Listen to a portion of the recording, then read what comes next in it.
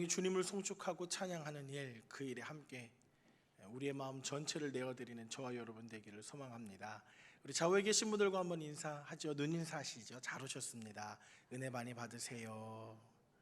네. 여러분, 오늘 이 시간에 예배를 드리면서 어떤 기대를 가지고 계십니까? 제가 이런 질문을 자주 하죠. 예배를 시작하면서 어떤 기대를 가지고 있는가? 은혜를 사모합니다. 내가 노력으로 얻어지는 은혜가 아닌 생각지도 못했던 일, 내 안에 채워주시는 위로와 희망, 또 무엇보다 알게 되어지는 기쁨, 이런 일들이 예배드림을 통해 하나님께서 우리에게 허락해 주시는 은혜, 그 은혜로 임하여지기를 간절히 소망합니다. 사도 바울이 이 빌립보서를 기록했던 당시는 옥중에 갇혀 있는 때였습니다. 오늘 본문에 해당되는 이 빌립보서를 기록할 때 빌립보 교회와의 관계는 2차 전도 여행 시에 함께 맺어졌던 관계 속에서부터 시작되었습니다.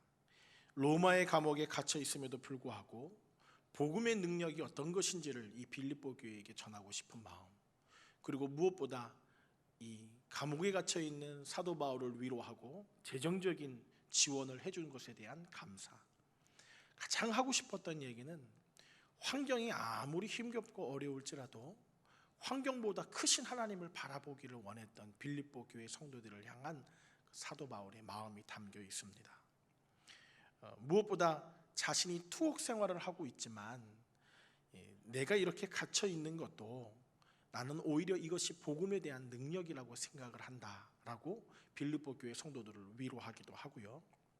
무엇보다 빌립보 교회 성도들에게 연합된 삶, 복음에 합당한 삶, 하나님의 은혜 가운데 거하는 삶이 무엇인지를 그들이 알기를 원하고 그들의 삶 속에 하나님과 동행해 가기를 원하는 기대가 담겨있는 메시지가 빌립보서입니다. 그래서 제가 여러분과 함께 신앙생활을 하면서 이 시대의 가장 큰 궁금증, 믿음으로 풀어야 할 일이 무엇일까, 이런 고민을 하다 보니까 진짜 믿음과 가짜 믿음에 대한 구분이 반드시 필요하겠다라는 생각이 듭니다. 이번 이 코로나 사태 속에서 신천지 이단 교회들이, 교회라 말할 수 없죠, 신천지가 드러나기도 하고, 그러다 보니까 우리 교회에서도 이단 특강, 무엇이 다른가, 이 일에 대해서 집중하여 공부하기도 하고, 이런 일들을 진행했습니다. 사실은 제가 사전에 우리 교육자들하고 또 우리 성도님들하고 교육을 하는 중에 그런 이야기를 종종 했습니다. 이단을 잘 구별해낼 수 있는 훈련은 본질적인 신앙에 대해서 잘 준비하는 거다, 이런 이야기를 종종 했었는데요. 실제 그 위조 집회 감별사들이 연구하는 것은 가짜 집회, 위조한 집회를 연구하는 게 아니라 진짜 집회를 잘 연구한다고 합니다.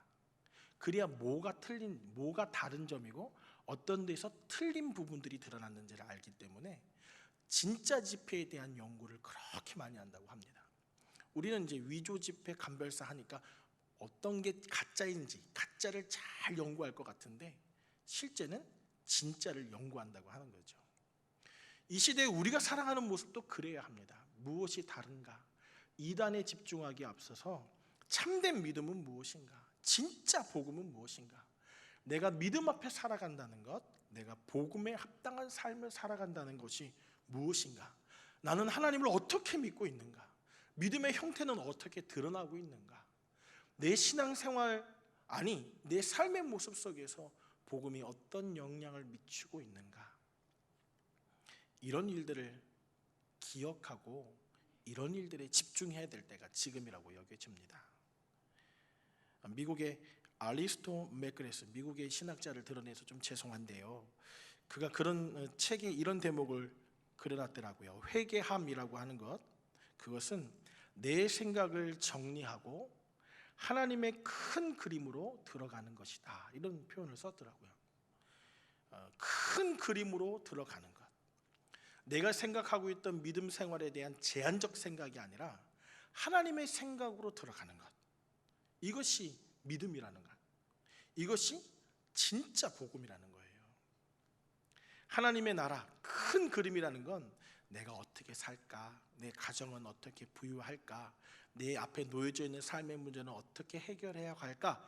여기에만 멈춰 있는 것이 아니라 하나님의 큰 그림 속으로 들어가는 것. 하나님의 나라, 하나님의 복음, 하나님의 뜻, 하나님의 세계, 하나님의 주권을 인정하는 일들. 그래서 우리가 지금도 우리 담임 목사님을 통해 배우고 있는 하이델베르크 신앙고백 그 요리문답 중에 21문답에 보면 참된 믿음에 대한 부분이 무엇입니까? 라는 물음이 있습니다. 거기에 답은 이렇습니다. 확실한 지식, 굳은 신뢰, 온전한 믿음을 갖는 것. 또 22문에 보면 그리스도인들은 무엇을 믿어야 합니까? 이런 물음이 있어요. 거기에 해답은 이런 겁니다. 복음에 약속된 것을 믿어야 한다. 내가 믿고 싶은 대로 믿는 게 아니라 복음에 약속된 것을 믿는 것이 그리스도인들이 믿어야 하는 일이다. 이렇게 답을 합니다. 무엇보다 이 시대를 살아가는 저와 여러분, 오늘 이 아침도 내 생각대로 믿는 믿음이 아니라 진짜 믿음, 내 생각대로 기억하는 복음이 아니라 진짜 복음 앞에 머무르고 하나님께서 우리에게 마치 사도 바울이 빌립보 교회를 위로하고 권면하고 복음에 합당한 생활을 해다오. 어떤 상황, 어떤 형편, 어떤 환경이 너희를 엄습할지라도 환경보다 크신 하나님을 바라볼 수 있는 믿음을 너희가 가져주기를 바란다. 교회 하나 되기를 원해.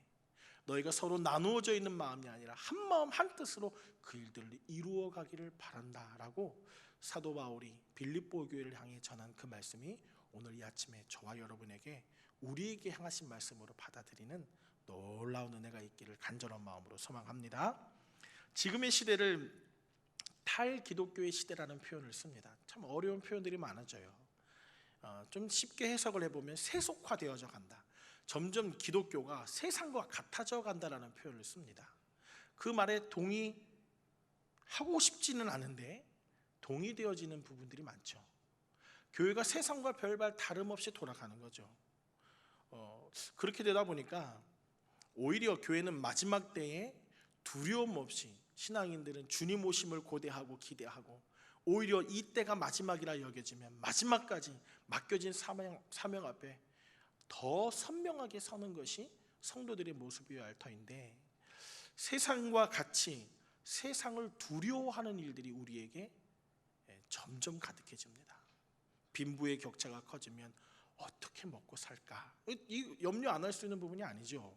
이 삶과 직결되어 있는 문제니까. 그래서 정보, 상황, 현실적인 이 지금 우리가 살아가는 삶 속에서 듣는 수많은 이야기들이 우리를 두려움 가운데 놓이게 합니다. 이 일에 동의하시나요? 그렇잖아요.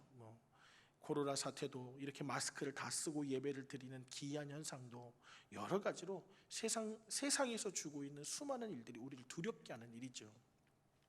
그래서 누가 그런 표현을 쓰더라고요. 세상을 두려워하는 사람이 있고 세상이 두려워하는 사람이 있다. 이런 표현을 썼더라고요. 제가 글을 읽는 중에 세상을 두려워하지 않고 세상이 두려워하는 사람들의 특징이 있답니다. 첫째는 꿈이 있는 사람은 이 세상을 두려워하지 않는데요. 오히려 세상이 두려워한다고 하더라고요. 두 번째는 그 사람들은 돈과 명예, 권력을 쫓지 않는 사람이래요. 세 번째는 자기의 꿈을 위해 죽음도 두려워하지 않는 사람이라는 표현을 쓰더라고요. 그리스도인들의 삶은 어떤 삶을 의미하겠습니까? 저와 여러분이 그리스도인인데 우리의 삶은 어떤 삶을 의미하겠습니까? 세상을 두려워하고 염려하고 근심 속에 매몰되어 있다가 간신히 개인적인 종말을 맞던 주님 오심을 맞이하던 그렇게 구원받는 것으로 끝나는 것이 아니라 세상을 두렵게 하고 그들을 변화시켜가는 것이 연약해 보이고 힘없고 부족해 보여도 하나님께서 우리를 통해 하시는 일인 것을 기억하기를 간절히 소망합니다. 그래서 복음에 합당한 삶, 이것의 가장 기본적인 일, 복음에 합당하게 생활한다는 것은 오늘 본문에 읽었던 내용인데요.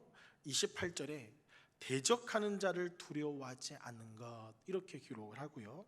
29절에는 그를 믿을 뿐 아니라 그를 위하여 고난도 받는 것이라고 기록합니다. 뭐라고요? 대적하는 자들 때문에 두려워하지 않는 거예요. 복음에 합당한 생활을 살아가는 것은 대적하는 자들 때문에 위축되어지지 않는 거예요. 또 무엇보다 그를 믿을 뿐 아니라 그를 위하여 마땅한 고난도 받는 것을 의미합니다. 지금의 시대를 전도의 문이 닫혔다고 얘기합니다. 그죠? 그 전도의 문이 어떻게 닫혔습니까? 교회가 나누어지는 전도지를 바깥으로 가서 전하는 것, 이것이 닫혔다는 것을 의미합니까? 아니요. 지금은 오히려 더 복음의 전도의 문이 열려 있는 때예요. 어떤 모습으로요? 우리의 삶을 통해 와, 예수 믿는 사람은 다르구나. 저들이 우리랑 똑같이 세상을 염려하는 데만 있지 않고 기도하고 있구나. 사회의 질서 바르게 따르고 있구나. 우리 교회가 잘하고 있습니다. 어떤 면에서 정부에서 시책을 마련하고 대책을 강구하라 할 때 때로는 좀 억울한 점도 있고 또 불편한 점도 있지만 정부가 내놓은 대책을 그대로 준수하고 세상에서부터 지탄을 받기보다는 세상에서 바르게 하고 있다라는 이야기를 듣고자 잘 준비를 합니다. 그 대책대로. 때로는 꼭 그렇게 하지 않아도 뭐 가능한 거 아니야 라는 의견, 다른 생각들이 있음에도 불구하고 그 일을 잘 따라갑니다. 왜 그럴까요? 그것은 세상이 기본도 지키지 않으면서 무슨 이라는 이야기를 교회가 괜히 들을 이유가 없죠. 오히려 그 일을 마땅히 잘 따르면서 더더욱 저와 여러분의 삶 속에서 그리스도가 누구신지 복음 가운데 두려움 없이 살아가는 삶이 무엇인지를 드러내는 역량이 지금 저와 여러분에게 필요합니다. 간단한 예로 같은 이 사업장 안에서 사장님이 힘들죠 라고 하면 다 힘들지. 내가 사장님 위해서 기도할게. 엉뚱한 거예요. 하지만 그 협력업체에서는 그 엉뚱한 소리가 큰 힘이 될 수 있죠. 다 똑같이 힘들지 뭐. 내가 당신 사업장을 위해서 기도할게. 이럴 수 있는 삶을 통해 전도의 문이 열려야 할 때가 지금이라고 생각되어집니다. 여러분, 무엇보다 사도 바울이 빌립보 교회 교인들에게 너희가 살고 있는 삶의 현장에서 그리스도의 복음에 합당하게 생활한다는 것, 그것은 하늘나라 시민으로 살아가는 것을 의미해. 이렇게 그들에게 이 땅 안에서만 종속된 삶이 아니라 하늘에 속한 삶에 대해서 그들을 권면하고 위로합니다. 좀 쉽게 얘기하면 하늘 백성답게, 천국 백성답게 내가 당신들이 내게 보이기에는 옥에 갇혔고 삶의 문제 가운데 매몰되어 있는 것 같지만 세상적 가치를 떠나 하늘의 가치를 두고 사는 나는 행복해. 하나님의 주권 큰 그림을 그리고 살고 있어. 세상에서 보기에는 옥에 갇힌 죄수이지만 나는 하늘의 영광 가운데 놓여 있는 사람이야. 이 일을 빌립보 교인들에게 전하고 싶었던 거예요. 한때 우리나라에서는 이 미국에 이민 가서 미국의 시민권을 따려고 노력하는 사람들이 있었습니다. 그 시민권을 따는 방법이 한 3가지가 있다더라고요. 하나는 미국에서 출생하는 것, 그 다음에 인지되어지는 것, 그리고 미국으로 귀화하는 것, 이런 것을 통해서 시민권을 얻는다고 합니다. 그래서 원정 출산 뭐 이런 것 때문에 문제가 되기도 했죠. 사회적 문제가. 그 이유 중에 하나가 이제 원정 출산은 출생지 주의로 그곳에서 태어난 사람이 미국의 시민권을 얻게 되는 이런 거잖아요. 근데 왜 그렇게 미국의 시민권을 얻고 싶어 했을까요? 그 나라에 속해져 있으면서 주어지는 혜택 때문에 그렇습니다. 누릴 수 있는 혜택 때문에. 지금은 이제 우리나라에 그렇게 시민권을 얻고 싶은 외국인 노동자들이 적지 않잖아요. 우리나라가 주는 혜택을 얻고 싶어서 의료복지라든지 거주하는 삶의 문제라든지 미국 사회에서 시민으로 인정받기 위해서는 그 권리만을 주장하는 것이 아니라 의무를 행사해야 돼요. 반드시 의무를 해야 합니다. 제가 내용을 보니까 영주권을 소지하고 5년 동안이나 거주해야 하고요. 납세를 정확하게 해야 하고 자유민주주의를 따르는 태도가 있어야 하고 또 그 일을 위해서 거짓된 행토가 보여지면 시민권을 주지 못하게 되어 있다고 하더라고요. 시민권을 얻고 무엇보다 그것을 권리를 행사하기 위해서 의무를 다한 것처럼 우리가 하늘나라의 시민이 되었다라고 하면 우리도 하늘에 속한 자라는 인식을 잊어버려서는 안 되는 거예요. 그런데 우리들은 하늘나라에 꼭 하나님의 뜻과 하나님 나라에 대한 성장과 또 번영과 한몫을 감당해야 할 일은 감당하지 않고 거기서만 누워지는 권리, 축복, 위로에만 집중한다는 거예요.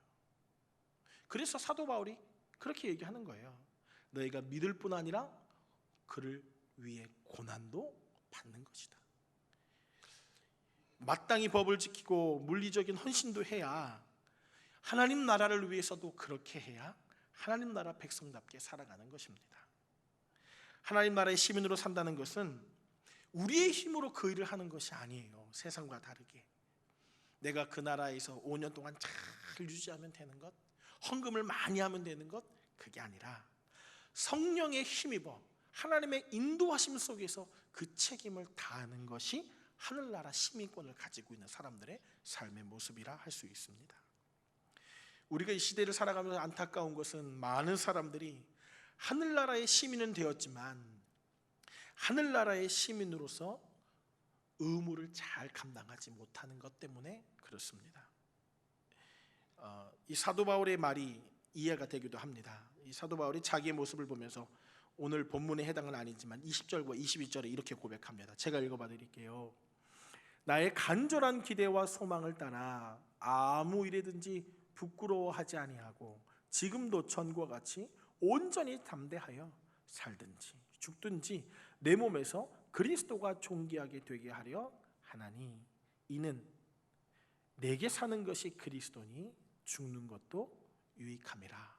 이 고백이 나올 수 있는 것은 나는 이 땅에 매여 사는 사람이 아니야. 옥에 갇힌 것 염려할 일이 아니야. 오히려 주의 복음을 위해서 이 일을 감당하는 일이라. 큰 그림으로 보면 참 나는 잘하고 있는 거야. 너희도 그렇게 되기를 원해. 세상적 가치에서는 옥에 갇힌 사람이 자기 코가 석자인데 무슨 바깥에 있는 사람에게 서신을 보내서 나를 좀 도와줘, 보석금을 좀 더 내줘, 이런 요청이 아니라 복음에 합당한 생활을 하라고 권면하겠습니까? 저와 여러분의 삶이 그런 거예요. 예수 믿는 사람이 내 삶의 문제 가운데 매몰되어 있는 것 같이 보여도, 사업의 문제가 자녀들의 앞길이 막혀 있는 것 같아도 내가 당신을 위해서 기도할게, 나는 하나님의 사람이거든, 이라고 살아가는 그 은혜가 저와 여러분 가운데 나타나야 할 믿음의 삶이라 여겨집니다. 사도 바울은 그래서 그것을 시민이라는 표현보다는 군사라는 표현을 많이 씁니다. 복음의 군사, 믿음의 군사. 이 군사의 우선순위는요, 자신의 만족이나 기쁨을 찾지 않습니다. 내가 누리고 싶은 것을 누리면서 살아가는 것을 군사라고 하지 않아요. 나라를 지키기 위해 의무를 다하는 것이 군사의 제일된 목적입니다.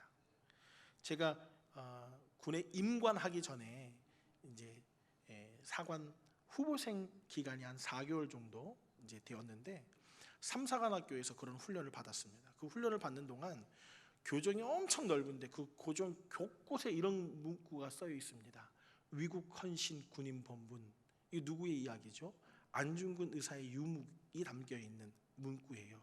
위국 헌신 군인 본분. 나라를 위하여 몸을 바치는 것이 군인의 본분이다. 이제 이 일이 제가 이 아침에 뛴걸음을 하면서 엉엉 울었어요. 그 문구를 보면서. 옆에 있는 동기들이 얘 왜 그렇게 힘든가? 울게 막 이렇게 이상한 눈으로 봤어요. 근데 제 나름대로의 은혜가 있어서 그랬어요. 나는 지금은 나라를 지키는 군인의 몸이지만 하나님 나라에서 난 저렇게 살아가는 사람인데 하나님 나라를 위해 내 생명을 바쳐도 그것이 마땅한 삶이 내 삶인데 라는 것이 깨달아지니까 제가 띵걸음하면서 엉엉 거의 매일 그렇게 교정에 매일 써 있는 거니까 맨날 문구를 바꾸는 게 아니잖아요. 지금도 써 있다고 하더라고요. 제가 찾아보니까 위국 헌신 군인 본분. 내가 서 있는 그 자리, 나를 부르신 그 자리에서 최선을 다하여 사는 삶, 어떻게 시간을 보낼지, 우선순위를 어떻게 둘지를 묻지 않습니다. 군인들은. 왜요? 짜여져 있죠. 그대로 하는 거예요. 군인들을 복무하는 기간 동안에 모든 권리를 온전히 내려놓습니다. 내가 하고 싶은 것들. 그리고 군대 가면요, 부유한 사람, 가난한 사람 구별이 있을 수가 없어요. 왜요? 나라에서 주는 옷을 입어요. 내가 따로 사서 입는 게 아니잖아요. 군화가 불편하다고 에어달린 군화를 신지 않아요. 편한 신발을 사서 따로 착용하고 다니지 않아요. 군복이 뻣뻣하다고 해서 좋은 곳으로 갈아입고 살아갈 수 없어요. 주어진 대로 살아가는 거예요. 부대의 특성에 맞게 훈련을 받습니다. 그 훈련의 기간은 고난의 시간입니다. 하지만 그 고난의 시간이 있어야 임무를 감당해내는 거예요. 사명을 감당해내는 거예요. 군대에서의 인권 보장 중요하다고 생각합니다. 하지만 군대에서는 군인으로서의 신분으로 그들을 준비시키는 것이 더 중요한 일이에요. 더 중요한 일이에요. 그리고 그들도 국방의 의무를 감당하고 있다라고 하는 정신적인 훈련도 교육도 필요한 거예요. 내가 나라에서 끌려와서 간신히 하고 있어가 아니라 내가 하고 있는 이 국방의 의무의 기간 동안에 이 나라가 지켜지고 있어. 이런 인식이 없으면 참 안타까운 일 아니겠습니까? 여러분, 우리가 살아가는 삶이 제가 군대에다가 비교를 했지만 하나님 나라의 군사로 살아가는 우리들도 그렇다는 거예요.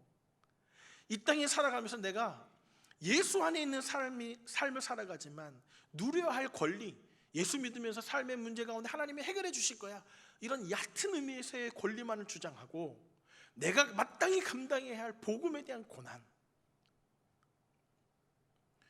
여러분, 이 마스크까지 쓰면서 왜 주일 예배를 드리세요? 이게 고난이면 고난일 텐데 하나님 앞에 온전한 예배를 드리고자 하는 세상 사람들은 이해하지 못하는 그 일을 믿음으로 드러내는 일이에요. 그래서 복음에 합당한 삶이라고 하는 것은 하나님의 뜻대로 믿음의 군사로 준비되어져 가는 과정을 의미합니다. 그래서 어떻게 좀 명확하게 구분해서 보면 합당한 삶이란 신앙을 갖는 것에서만 멈추는 것이 아니라 제자로서의 삶을 드러내어 사는 삶을 의미합니다. 우리의 삶이 믿음의 복음에 합당한 삶을 제대로 살지 못하는 이유는 우리가 제자로서 살지 못하고 있기 때문에 그렇습니다.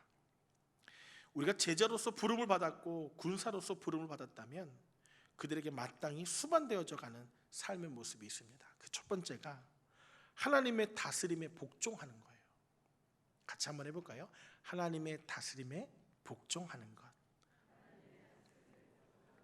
마태복음 10장 39절의 말씀을 보면 한번 좀 비춰주시죠. 같이 읽어보겠습니다. 시작. 자기의 목숨을 얻는 자는 잃을 것이요 나를 위하여 자기의 목숨을 잃는 자는 얻으리라. 참 역설적인 표현이죠. 우리가 하나님의 다스림을 받으며 살아가는 것을 내 삶 속에서 기대해야 하는데 어떨 때는 내 인생에 내가 주인이 되어서 시작과 끝을 내 생각대로 채우고 하나님을 마치 도깨비 방망이처럼 필요할 때만 들여다가 사용하기를 원해요. 문제가 일어나면 그 문제를 해결해 주시기만을 원하고 내가 짜놓은 완벽한 인생의 계획 속에서 하나님이 일해 주시기를 바라는 생각, 잘못된 거죠. 제자로서 살아간다는 것, 군사로서 살아간다는 것은 우리의 삶의 주인을 하나님으로 인정하는 거예요. 하나님께서 인도해 가시는 대로 따라가는 거예요. 하나님께서 다스리시고 있다는 것을 내 삶을 통해 드러내는 거예요. 그 일은 좀 명확하게 얘기하면 내가 세상적 가치로 매몰되어 사는 것이 아니라 하늘의 가치로 살아가는 것을 의미해요. 여러분, 세상적 가치로 살아간다는 것은 무엇입니까? 권력도 필요하고 물질도 필요하고 그 일을 위해서 사람들에게 드러나야 할 일들도 필요합니다. 하지만 하나님께서 우리가 믿음으로 살아가고 하늘의 가치로 살아간다는 것은 하나님의 목적, 하나님께서 우리의 삶을 통해 이루고자 하는 목적이 무엇인가를 분별해가며 살아가는 삶을 의미해요. 사도 바울은 옥에 갇혀 있어도 그 삶이 너무 행복한 거예요. 복음을 위하여 살아가는 것, 복음을 위해 여행을 하는 것, 그들에게 옥에 갇혀서 편지를 쓰며 그들을 위로하고 한마음이 되어야 한다라고 권면하는 그 삶이 너무너무 행복한 거예요. 그 고난이 불편함으로 여겨지지 않는 거예요. 우리의 계획에 하나님을 집어다 놓고 일주일에 한 번 예배를 드리고 가끔 기도하고 성경을 보면서 마치 의무를 다하고 있는 것 같은 태도로 만족하고 계시다면 여러분은 온전한 제자라 할 수 없습니다. 온전한 군사라 말할 수 없습니다. 하나님의 복음에 합당한 삶이라고 하는 건 현재 우리가 가진 모든 것, 우리의 관계, 삶의 계획, 이 모든 것을 하나님의 발 앞에 내어놓는 것을 의미합니다. 어려워요. 목사인 저도요, 잠시 생각해 보면요, 성도들을 그렇게 잘 권면합니다. 하나님의 뜻대로 살아가야 한다고. 세상적 가치에 매몰되는 것이 아니라 하늘의 가치로 매몰되어 살아가야 한다고. 내가 짜놓은 계획이 아니라 하나님의 계획 가운데 거해야 한다고 성도를 권면하고 성도들의 삶에 깊이 들어가 같이 기도합니다. 제 삶을 바라보면서는 어떨까요? 제가 그렇게 엎드려져야 되는 거예요. 제가 짜놓을 수 없잖아요. 제가 만들어 놓고 하나님 이렇게 일해 주세요 할 수 없는 거거든요. 우리 모두의 삶이 구복을 입으면 달라지는 것처럼 세례를 받고 믿음으로 직분을 받고 사명을 받았다면 달라져야 합니다. 여러분, 성도들과 함께 비전 트립을 가면요, 해외여행이 아니잖아요. 해외여행과 같을 수 없어요. 근데 대부분 선교지가 해외여행지와 같은 경우들이 많거든요. 성도들은 꿈꾸잖아요. 아유, 빨리 유적지도 좀 가보고 마켓도 좀 가보고. 그런데 선교지에서는 복음을 전하는 것이 목적이에요. 사명이거든요. 비전 트립은 여행이 아니에요. 우리의 삶이 그렇다는 거예요. 우리의 삶은 그냥 누리고 그냥 권리를 주장하는 데만 끝나는 것이 아니라 의무를 감당해내야 하는 거예요. 하나님의 전적인 주권 아래서 하나님 앞에 복종하는 삶을 살아야 합니다. 두 번째는 하나님의 가치가 다스리시는 공동체를 형성하는 거예요. 하늘의 가치가 함께 이루어져 형성하는 공동체, 이걸 쉬운 단어로 교회라고 합니다. 교회. 같은 비전, 같은 꿈을 꾸는 거. 올해 교회 비전이 뭐예요? 올해 교회 슬로건이 한 마음을 품은 성도, 같은 사랑을 가진 교회. 이런 소망을 갖는 거예요. 사도행전 2장 46절과 47절, 초대교회의 성령 받고 하나님의 공동체를 형성한 사람들에게 이런 일들을 소개하고 있습니다. 한번 같이 읽어보겠습니다. 시작. 날마다 마음을 같이하여 성전에 모이기를 힘쓰고 집에서 떡을 떼며 기쁨과 순전한 마음으로 음식을 먹고, 그 다음에 하나님을 찬미하며 또 온 백성에게 친송을 받으니 주께서 구원받은 사람들을 날마다 더하게 하시니라. 이게 교회예요. 우리가 하나님의 가치로 다스리시는 공동체. 옆에 앉으신 지체들을 바라보면서 안녕하세요, 은혜 많이 받으세요. 은혜는 나 혼자 독차지하는 게 아니에요. 하나님과 함께 그 일을 동력해가는 일이라면 가슴 벅차게 하는 일이죠. 여러분, 작게는 성실교회이고 크게는 노회, 총회, 한국교회가 함께 그 비전을 품고 일하고 있다면 얼마나 큰 그림 안에 살아가는 교회이겠습니까? 마음을 같이하여 성전에 모여 함께 기도하고, 기도의 내용이 다를 수 없죠. 사람은 다른데 기도의 내용이 다를 수가 없는 거예요. 마음이 같으니까. 자녀를 향한 마음이요, 잘 되는 집안에서는 부모가 마음이 같아요. 자녀의 앞길을 하나 놓고요, 잘 되지 않는 집안은 엄마는 그 아이가 그 길을 가기를 원하고 아버지는 그 아이가 그 길을 포기하기를 원해 기도해요. 어렵죠. 하나님 어떻게 하셔야 되겠어요? 어머니는 울면서 아들이 그 길을 갈 수 있게 해달라고 기도하고, 아버지는 울면서 아들이 빨리 그 길을 포기해달라고 기도한다면 어렵겠죠. 한 마음이 된다는 것, 한 뜻이 된다는 것, 하나님이 형성하신 일이에요. 교회를 향한 비전, 교회를 향한 꿈, 그렇게 꾸는 거예요. 각각의 생각이 하나로 이루어지는 것, 이것은 내 생각으로 움직여지는 것이 아니죠. 그렇기 때문에 그렇게 기록합니다. 마음을 같이하여 성전에 모이기를 힘쓰고 함께 음식을 나누며 생각이 같아지고, 그 일들을 수많은 믿지 않는 세상이 바라보면서 야, 교회는 다르구나. 저 수많은 사람들이 생활의 환경, 가진 재산도 다른데 마음이 같아? 어떻게 그럴 수 있어? 그러니까 믿는 자의 수가 어떻게 해야 되겠어요? 늘어나는 거겠죠. 거기에 뭐가 있는군, 뭔가 다르구나. 사랑하는 성도 여러분, 예수님께서 이 땅을 살아가는 믿음의 사람인 저와 여러분에게 공동체의 비전을 주셨습니다. 하나님과의 올바른 관계를 맺고 이 시대를 살아가면서 사회에 대한 개혁과 변혁, 혁신을 우리의 삶을 통해 이루어내기를 원하세요. 믿지 않는 사람들은 세상을 보면서 손가락질할 수 있어요. 정치적인 상황을 보면서 이거 정말 답답하네 이렇게 할 수 있어요. 예수 믿는 우리들은 그 일에 하나님 개입해 주셔야지요. 하나님 일해 주세요. 저 안에 믿음을 가진 위정자들이 깨어있게 해주세요. 이런 기도의 방향이 한마음으로 묶여져야 하겠습니다. 성경이 말하고 있는 삶의 가치는요, 세상에서는 성공한 사람을 축복하고 있을 때 성경에서는 하나님의 나라에서는 가난한 자, 애통하는 자, 온유한 자, 의에 줄이고 목마른 자, 박해받는 자를 축복합니다. 희한하죠. 세상에서는 잘 나가는 사람을 축복하는데 하나님의 나라에서는 가난한 자를 축복해요. 애통하는 자를 축복해요. 의에 줄이고 목마른 자를 축복해요. 박해를 받으며 그 길을 하나님 앞에 내어 맡기는 자를 축복합니다. 오른뺨을 때리면 왼쪽도 대라고 성경은 가르쳐요. 하실 수 있겠어요?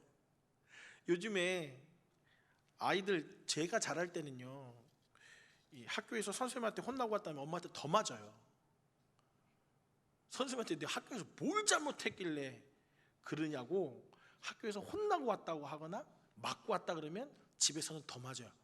그래서 학교에서 혼나고 와도 아주 평화롭게 있어야 돼요. 아무렇지도 않는 것처럼. 지금은 학교에서 맞고 왔다 그러면 어떻게 되죠? 난리가 납니다. 네가 뭔데 우리 애를 때리냐. 예전에는 아이들이, 제가 자랄 때만 해도 부모들이 싸우면 아이들이 서로 화해하고 사과하라고 부모들이 가르쳤어요. 혼냈어요. 근데 지금은 어떻게 해요? 오른뺨을 맞으면 왼뺨을 아니요, 세대 더 때려. 보복하고 엄마가 책임져 줄게. 그럴 힘은 엄마한테 있다니까 맞고 오지 마. 이렇게 가르쳐요. 누군가 오리를 가자 그러면 성경에 몇 리를 가라고요? 십리를 가주래요. 이게 성경적 가치예요. 누가 오리를 같이 가자 그러면 십리를 같이 가재요. 세상에서는 얼토당토 없는 이야기예요. 속옷을 달라고 하면 뭐까지 주래요? 겉옷까지 벗어주래요. 또 성경에는 보물을 땅에 쌓아두지 말고 하늘에 쌓아두라고 했는데 누가 그러더라고요. 돈을 벌려면 어디에 투자해야 된다고? 땅에 투자해야 된다. 부동산이 돈 버는 방법이라 그래요. 근데 희한하잖아요. 성경적 가치는 그렇지 않다네요.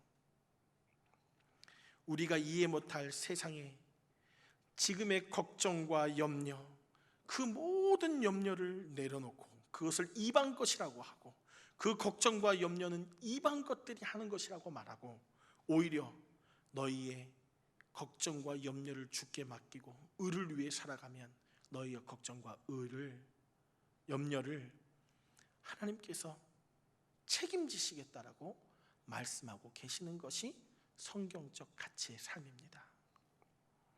사랑하는 성도 여러분, 우리가 하나님의 진리의 기초를 두고 교회 공동체가 교회 공동체답게 선다면, 하나님의 다스림을 받기 시작한다면 세상이 이해할 수 없는 합당한 삶을 살게 되어집니다.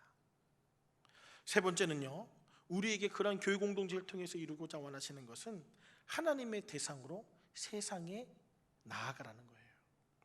고린도후서 5장 20절 말씀을 한번 보여주시고 같이 읽겠습니다. 시작.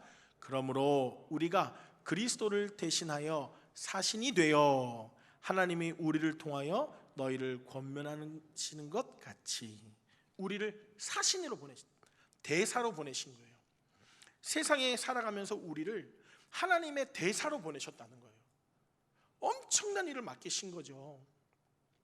여러분의 삶을 통해서 하나님이 드러나게 하는 일, 그 일을 노력으로 이루어가는 것이 아니라 하나님께서 우리를 사신으로 삼으신 일들을 기억하고 새로운 공동체, 성경적인 나라, 하나님의 개입이 지금 이 땅 가운데 나타나기를 원하신다면, 하나님께서 죄악된 세상 속에 선지자를 보내시고 예수님을 이 땅에 보내심 같이 우리도 세상 속에서 그렇게 살아가야 합니다. 우리가 믿음으로 구원을 받은 것, 선한 일을 행하기 위해서 그렇습니다. 우리가 구원을 받았다라고 하는 것은 그 구원을 누리는 데만 멈추는 것이 아니라 구원을 전하는 삶도 살아야 합니다. 예수님의 공생애를 보면 수많은 아픈 사람들을 치유해 주셨어요. 예수님께서 사람을 보실 때 치유의 대상으로 보신 게 아니라 사랑의 대상으로 보신 거예요. 사랑하기 때문에 그들을 치유해 주신 거예요. 사랑하기 때문에 그들을 싸매어 주신 거예요. 사랑하기 때문에 그들의 연약한 것을 도와주셨던 거예요. 여러분, 우리가 지금 나라에서 이 세계적인 상황을 바라보면 이 경북 쪽, 경남 쪽 이럴 때 비가 너무 많이 와서 수해를 당하고 아픔이 있고 부산의 상황 이런 거 듣게 되잖아요. 그들을 불쌍히 여기는 마음이 아니야. 그들을 사랑하기 때문에 그들을 도와야 하는 거예요. 긍휼한 마음이라고 하는 것은 사랑이 없으면 불가능한 일인 것입니다. 요한복음 13장 34절에 보면 우리에게 향하신 아주 간결하고도 명확한 말씀으로 요약하고 계시는데요. 내가 너희를 사랑한 것 같이 너희도 서로 사랑하라, 이렇게 말씀하고 계세요. 우리가 하나님의 대사로 살아간다는 것은 하나님께서 우리를 사랑하신 것 같이 우리도 사랑하며 살아가는 거예요. 저와 여러분이 지금 이 시대에 복음에 합당하게 살아간다는 것은 하나님이 우리를 사랑하신 것처럼 그 사랑을 삶 속에서 드러내어 사는 삶을 의미합니다. 그렇게 사랑할 때, 그렇게 살아갈 때 우리를 대적하는 자들이 있대요. 사랑으로 살아가는데도 대적하는 자들이 있고요. 그렇게 살아갈 때 우리가 복음으로 믿는 자만 되는 것이 아니라 고난도 받는 삶을 살게 되어 있다는 거예요. 그게 복음에 합당한 삶이라고 사도 바울이 빌립보 교인들에게 전하고 있는 거예요. 내가 당하고 있는 일 이거 불쌍한 게만 여기지 마. 나도 이런 아픔이 있지만 너희도 복음을 위해 살다 보면 그런 아픔을 겪을 수 있어. 하지만 그 일을 두려워하지 마. 너희를 대적하는 자들 때문에 염려하지 마. 그 문제 가운데 매몰되지 마. 하나님 너와 함께 하신다잖아. 그리고 난 다음에 이제 2장에 내려오면 더 구체적인 말씀을 하세요. 너희가 사랑의 교제를 하거나 위로를 하거나 권면을 하거나 같은 마음으로 해야 해.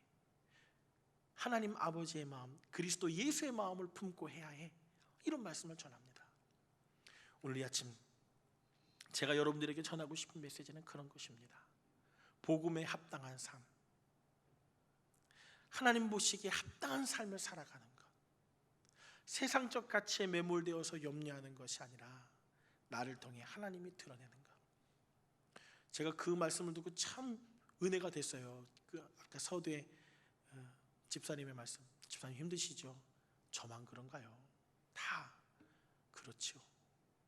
근데 그 집사님께서 힘겹게 전화했던 그 사업장을 위해서 내가 기도할게. 그분이 믿는 자인지 믿는 자가 아닌지는 모르겠어요. 내가 그 사업장을 위해 기도할게. 놀라운 일이죠. 성도들 간의 교제가 그래야 해요. 힘들지, 집사님이 힘들지, 장로님이 힘드시죠? 제가 기도할게. 목사님이 힘드시죠? 저희들 위해 기도해 주시는 거 알아요. 저희도 기도할게요. 이런 일들이 복음에 합당한 삶이라 여기십니다. 여러분, 이제 말씀을 마치려고 하는데요. 어떤 사람이 교회에 와서 예배 드리는 것을 보면서 그것을 종교 생활로 인식합니다. 그래서 이렇게 물어봤습니다. 너 종교가 뭐냐? 그 사람이 뭐라고 대답했을까요? 나 기독교, 일요일이 되면 교회 가니까. 그 말 속에는 종교 생활이라, 그 사람이 말하고 있는 그 답변의 내용 속에는 시간과 공간을 정해놓고 종교 생활을 하고 있다고 여기는 거예요. 예배를 드리는 날, 예배를 드리는 공간을 정해놓은 거죠. 이런 종교가 있죠. 절에서 예불을 하는 시간이 있고요. 그들 예불이 다 맞춰지면 세속으로 돌아옵니다. 이분법으로 살아가요. 진정한 믿음 생활은 그렇게 나누어 사는 삶이 아니라 삶 속에서 예배하는 거예요. 삶 속에서 하나님을 묵상하는 거예요. 그래서 기독교인인 저와 여러분들은 삶 속에서 예배를 드려요. 학생들은 공부하는 것도 예배이고요. 직장인들은 직장에서 일을 하는 것도 예배인 거예요. 또 주부는 가정에서 자녀들과 가정을 섬기는 것도 예배인 거죠. 우리의 삶이 하나님과 결부된 삶으로 살아가는 거예요. 여행 가는 거요? 그것도 예배예요. 하나님과 함께 거하는 거예요.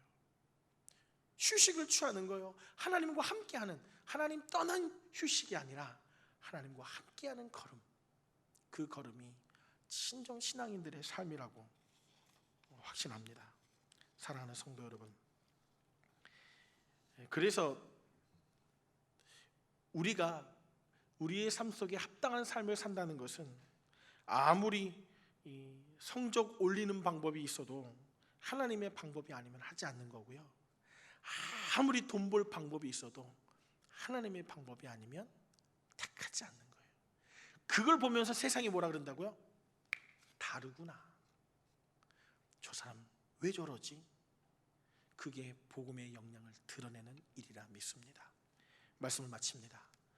사랑하는 성도 여러분, 이번 한 주도 그 복음에 합당한 삶, 주 안에 거하는 삶으로 참된 은혜와 기쁨이 가득하고 하나님과 동행하는 기쁨으로 사로잡혀 있는 한 주가 되시기를 간절한 마음으로 소망합니다. 우리 시간 잠깐 함께 같이 기도할까요? 하나님,